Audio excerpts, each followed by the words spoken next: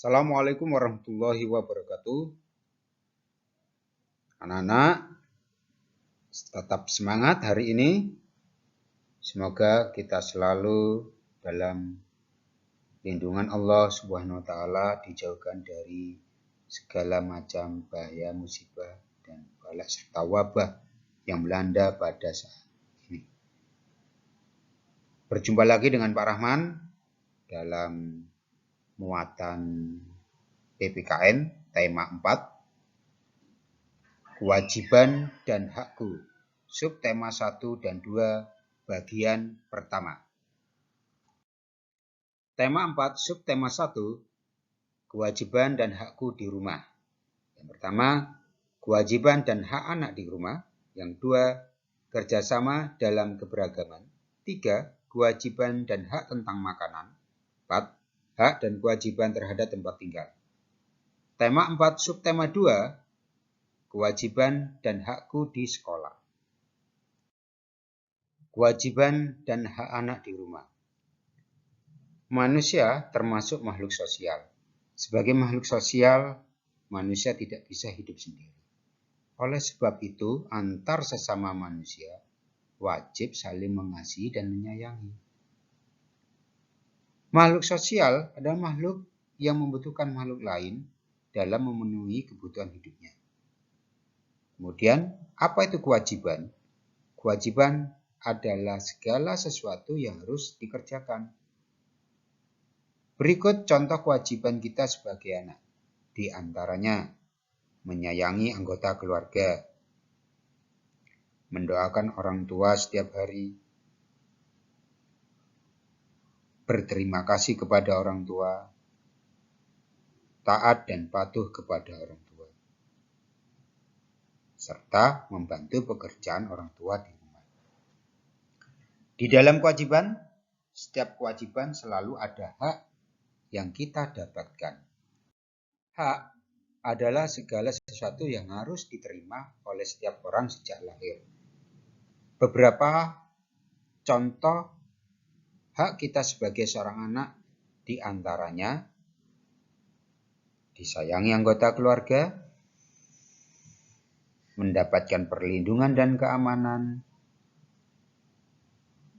mendapatkan kebutuhan hidup yang cukup, serta mendapatkan waktu bermain yang cukup. Kewajiban dan hak harus dilaksanakan secara seimbang agar tercipta kehidupan yang rukun, aman, tentram, dan damai. Kerjasama dalam keberagaman. Keberagaman artinya bermacam-macam perbedaan atau berbeda-beda, baik sifat, fisik seseorang, serta tingkat ekonomi keluarga, dan masih banyak yang lainnya. Keberagaman dapat kita jumpai dalam kehidupan sehari-hari, baik itu di rumah, di sekolah, maupun di masyarakat. Keberagaman yang ada janganlah menjadi penghalang bagi kita untuk saling bekerja sama dengan orang lain. Apa itu kerjasama? Kerjasama adalah usaha atau kegiatan yang dilakukan oleh beberapa orang atau kelompok guna mencapai tujuan bersama. Contoh kerjasama dalam keberagaman. 1. Kerjasama di rumah, seperti membersihkan rumah, membersihkan halaman rumah, dan membantu ibu memasak di dapur. 2. Kerjasama di sekolah, misalnya piket kelas dan membersihkan lingkungan sekolah. 3. Kerjasama di masyarakat, contoh membangun pos keamanan, kerja bakti membersihkan lingkungan kampung, dan melaksanakan kegiatan siskamling yang dilakukan oleh bapak-bapak. Manfaat kerjasama, di antaranya 1, pekerjaan menjadi lebih cepat selesai. 2, memupuk rasa kepedulian tolong-menolong, dan persaudaraan. 3. Memupuk rasa persatuan dan kesatuan.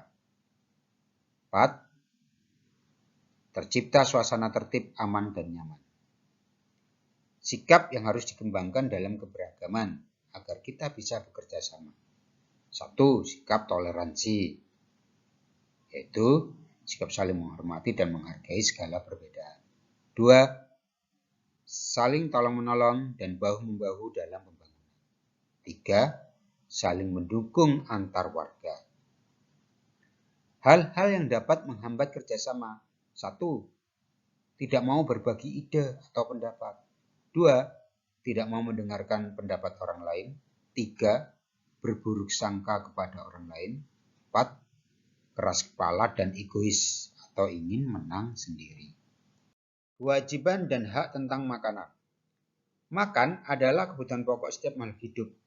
Dengan makan, kita akan mendapatkan energi atau tenaga untuk beraktivitas. Jika kita tidak makan setiap harinya, maka kondisi tubuh kita akan lemah dan mudah sakit, sehingga aktivitas kita pun akan terganggu. Untuk itu, hak dan kewajiban manusia dalam hal makanan harus terpenuhi. Berikut beberapa kewajiban dan hak kita tentang makan. 1. Kewajiban tentang makanan. Pertama, bersyukur atas semua makanan yang ada. 2. Menghabiskan makanan yang sudah diambil. 3. Berdoa dan ucapan syukur sebelum dan sudah makan. 4. Makan makanan yang telah disediakan. 5. Tidak berebut makanan dengan orang lain. 2. Hak tentang makanan. Pertama, mendapatkan makanan yang sehat dan bergizi.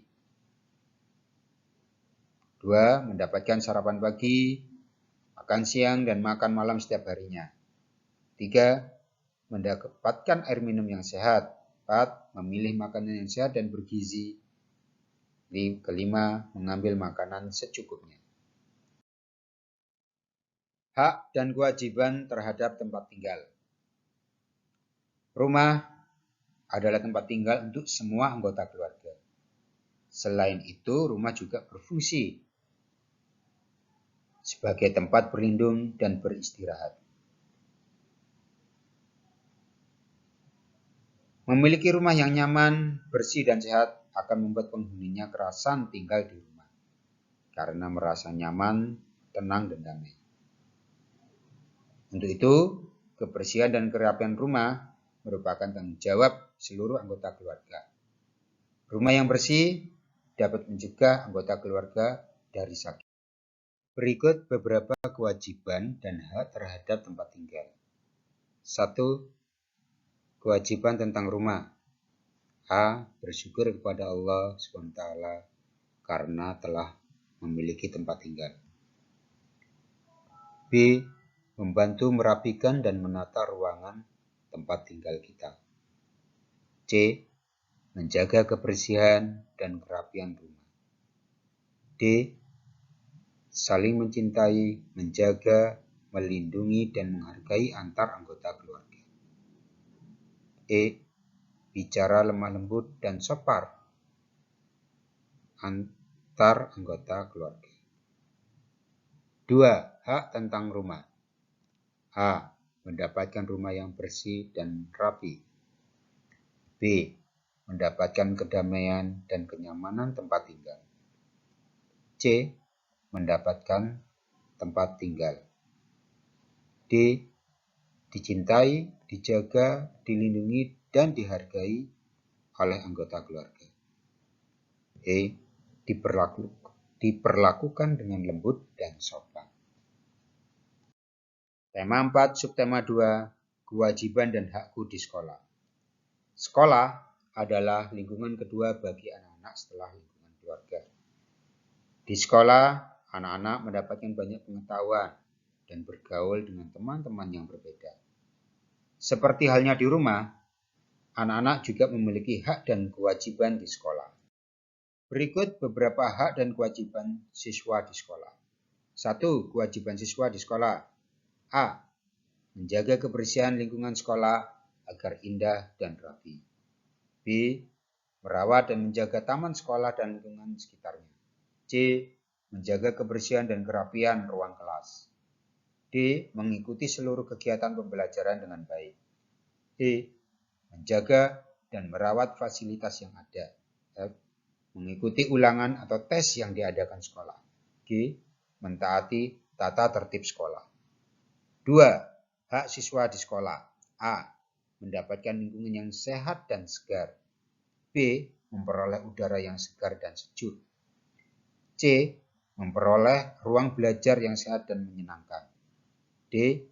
Mendapatkan pendidikan, pengajaran, dan penghargaan atas prestasi yang didapatnya. E.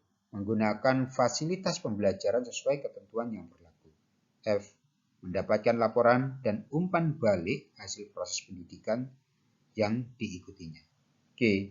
Mendapatkan perlindungan dan suasana lingkungan sekolah yang nyaman. Demikian anak-anak materi pelajaran hari ini. Semoga pengetahuan kita semakin bertambah dan bertambah. Untuk itu kita ucapkan Alhamdulillahirabbil alamin.